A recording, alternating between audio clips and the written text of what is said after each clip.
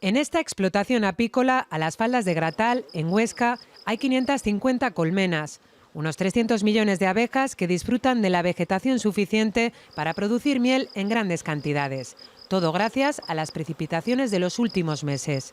Y en la provincia de Huesca, lo que es de Huesca para arriba, que el año pasado, pese a la sequía, empezó a llover un poquito tarde, pues las colmenas gozan de un estado de salud bastante aceptable. Aún tienen algún pequeño síntoma de virus, de resentimiento de la sequía, pero aquí la verdad que no nos podemos quejar con lo que tienen en otras partes de la provincia. Lugares como Zaragoza o el Bajo Aragón, donde la situación es crítica por la sequía. Allí tienen que alimentar a sus abejas para la supervivencia de las colmenas, un suplemento que quizás tengan que abonar los apicultores si el Ministerio de Agricultura elimina algunas ayudas.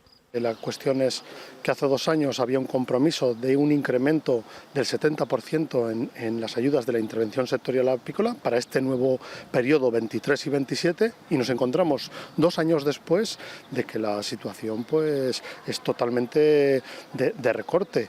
El sector acusa también los elevados costes de producción o la importación de miel del gigante asiático, lo que provoca que muchas de sus explotaciones no sean rentables.